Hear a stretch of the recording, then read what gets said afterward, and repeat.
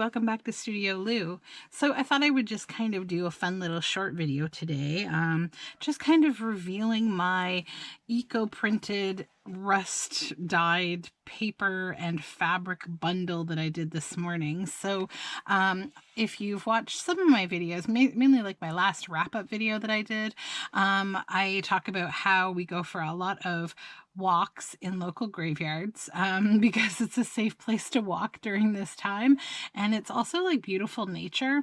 So one of the other kind of cool benefits is that there's flower compost. So after all the flowers are removed from all of the stones, they get put into like a big compost in the back of one of our graveyards, and one of them is actually kind of, the grounds are co-managed by like an arborist society, so it's actually like kind of cool. And so I collect some flowers from the compost every time I go, and I do these little dye batches. So I thought I would unbundle one with you because it's fun, because I actually put some fabric, just cotton fabric, in with this one as well to just dye it with some rust and see what happens. So let's unwrap this bundle together. So there's just some rose petals here on top. And I should get a little trash can. Give me 1 second.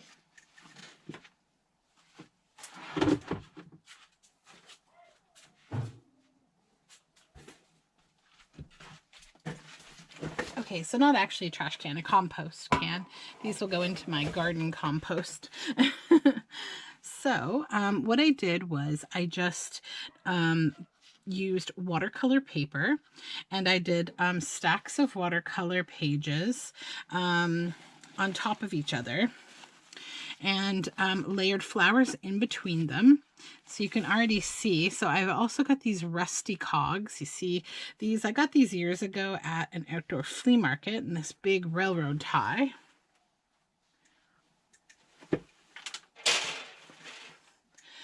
So you can already see how the rust beautifully dyes the fabric. So I used apple cider vinegar this morning to just add some acid to this dye bath.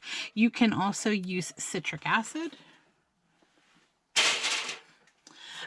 So here's the first layer of fabric. I wrapped the papers.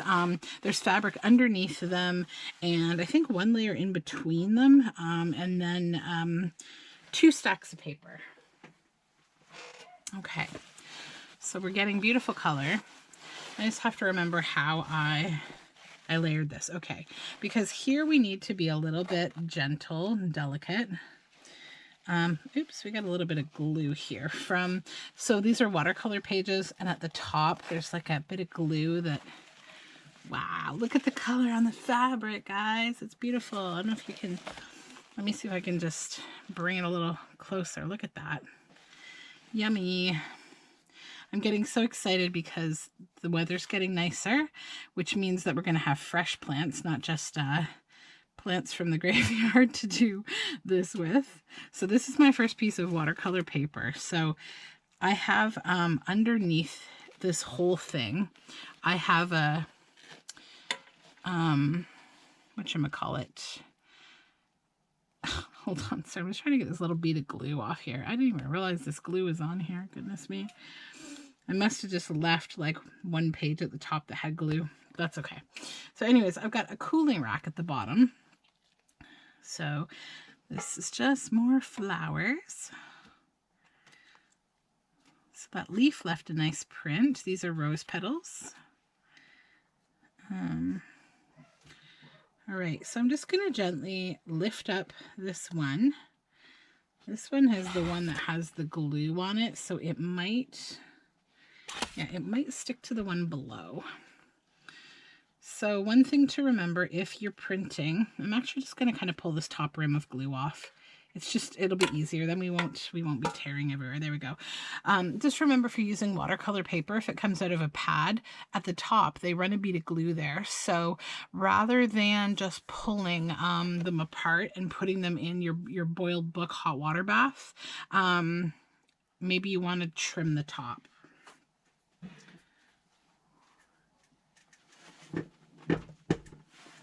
Okay, so next one was carnations, and they left some nice marks.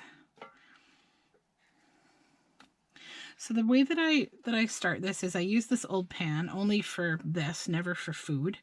You put a cooling rack in the bottom so that it gives you something you can grab a hold of to lift your papers out of there. And then you begin, you put fabric on the bottom if you want, or if you have some rusty bits of anything. So pretty. It will mark the pages.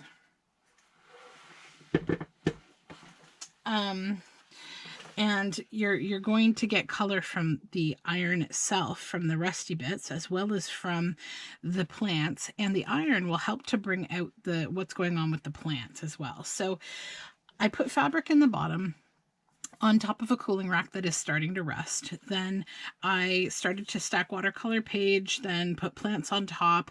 Then took about a teaspoon of apple cider vinegar, and I just splashed it on top of the plants and the paper. And then I placed it on top of the paper, added another paper. Sorry, I'm distracted. Added more flowers, added vinegar, added paper, flowers, vinegar. And then in the middle, I added more of the iron rusty bits and brought the, oh, that's cool, from this piece at the center of the flower. I brought more of the rusty bits in the middle and then just brought the fabric through 3 times, I think. So I'm so terrible at guiding you on what I did here, but if you have questions, leave them in the comments below and I can answer them a little more sensibly than when I'm like super distracted by beautiful paper and fabric. Yay!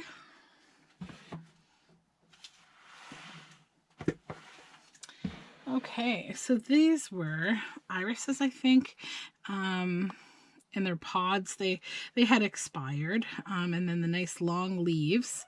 But as you can see, we have the impression of the leaves and of the pods. And then this is kind of like a foxglove style kind of plant, and it left its mark for sure. This is my first time using these nice long, these kind of leaves. So yeah, we got beautiful outlines and marbles and colors. And we'll just lift this up, flip it over because we've got a couple little leaves attached and I want to get all the plant matter off of here. And so you get the impression of what's on the back here. So there's eucalyptus and fern. I'm just lying these down flat on a rack behind me. I will hang them to dry. So this is a long fern. They always mark up beautifully. Eucalyptus is amazing. It is a plant that is very, very widely used in the eco-dyeing world because it has a lot of tannin. So now we'll lift this one. It's a little bit stuck to the other one. No, it's not. It's just got a lot of plants on it, that's all. We'll just flip it over. And all these little bitty boos came from the center of a rose. They left some cool marks. You could also use tea leaves to do this kind of thing. You'll get the same kind of marks. Now, I'm not going to worry too much about peeling all of them off right now. Once the paper dries, you can be a little rougher with it. You can like brush it off. But right now, we just want to be gentle.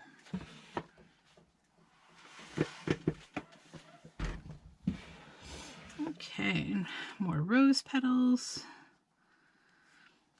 That's so pretty. I actually have another flower batch too from this walk that I'm going to use after I clear this one out. So I'll do another one tonight.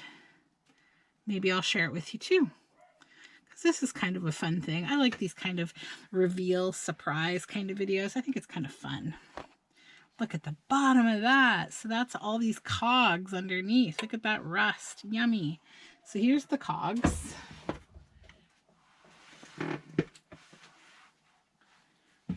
Okay, so see, they're these great big rusty cogs from some kind of machinery.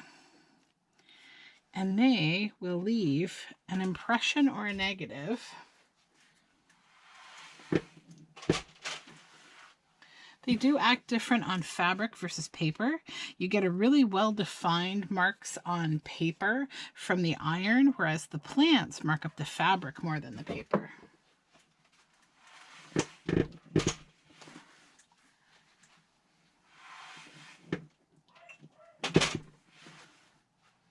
Okay. So now I just have to remember, this goes this way. Let's see if I can just pull it for you so you can see what we get here. Rose petals and leaves.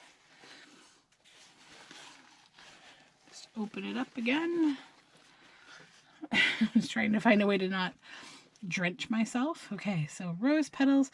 And I don't know what this plant is. It's like, it almost feels a little bit like a jade plant, but it's not, it doesn't hold as much water, and it's like, I don't know.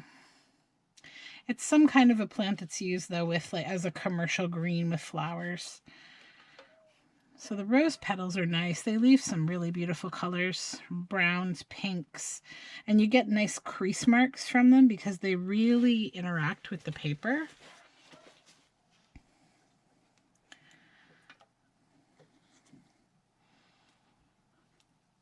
There we go. And now lift up that cog. Isn't that cool? I need to get more really flat, rusty things like this because it's awesome. Okay. I'm going to lift this up.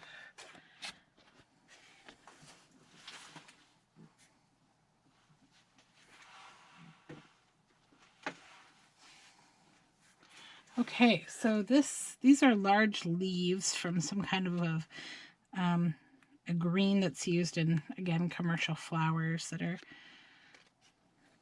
florists use. And then just some little like leafy and stemmy pieces. There's a piece of eucalyptus, which I may keep the eucalyptus because I can dry it actually and keep it nice and flat. So I think I'll just set those aside over here. We could use those for something else, for some ephemera maybe.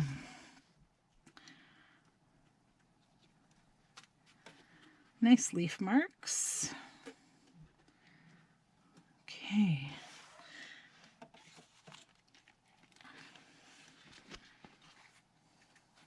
Show you the back because we got lots of fern colors and stuff. Okay, so this one is mostly this fern and a few little like strings of like, they were actually white flowers. So you'll see the white flowers here, and then the other plants, probably the rose petals with the rust, contributed to this really purpley maroon color. So let's just try to lift this. I do my best not to try to tear the paper as best I can, but you do get little tears, which you can then, you can washi tape or whatever. Oh, look at the back of that with these lovely rose petals. These are from white roses. And see how it really picked up the color? And then these were some really long leaves. Again, from a green in the flowers.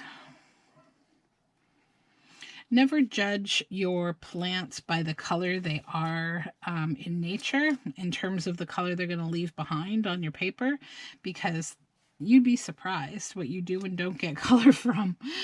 It's more about tannin, the natural properties of the plants, and how they react with like mordant or... So these are white, completely white roses, and see, they gave really great impressions. We're getting yellow, we're getting like beautiful stippling, all sorts of nice color variation.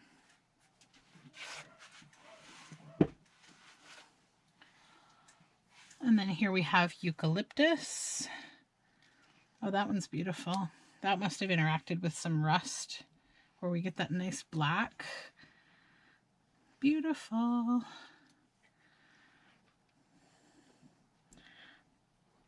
I'd love to live in Australia for so many reasons, but eucalyptus for dyeing is one. So if you are watching this and you're in Australia and you don't know about these plants, oh geez. Okay, so see that plant there?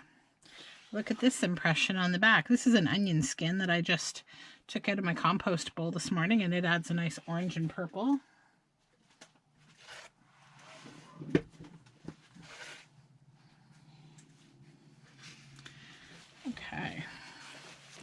There's another onion skin, just from a red onion.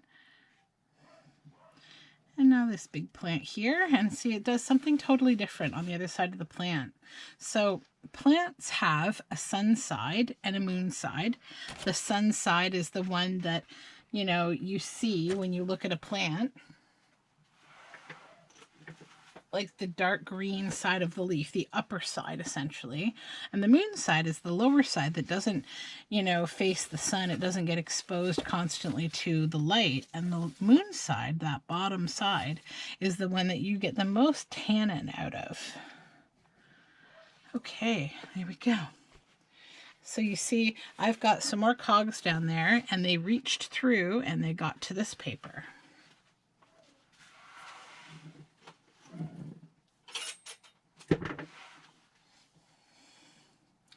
And now we have more fabric, our bottom fabric piece, and you can see how it dyed on this side. Let's check out this side that came in direct contact with the cogs. So here you see the bottom. These are my cogs. And you see the color of the water. That's an iron water now.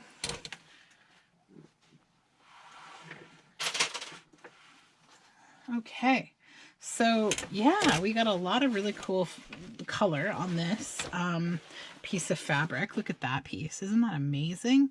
So these are, you can now wash these. I don't wash them with like heavy soaps or anything because like you won't lose a ton of color, but you will lose some. And for what I want to use this for, which is like journal covers and stuff, this fabric is going to be, it's not going to be washed, and it's going to probably get sealed with glues and that kind of thing. So I want to maintain every last bit of this like irony color and everything. The majority of it you would still have because the cloth is stained, but it's not mordanted. Like I didn't put it in an alum solution or anything like that. So all that knowledge comes kind of from the eco-printing world, and that's kind of a separate conversation, but this is a really easy, fun way, especially for a beginner, to kind of get their feet wet and get a really cool product with both fabric and paper, and not need a lot of chemicals or a large knowledge of how eco-printing works. So that's my bundle for now. I'm going to go off and start another one. So thank you so much for joining me. I will be back soon. And all of my social media information's down below. Don't forget to subscribe. Have a good day.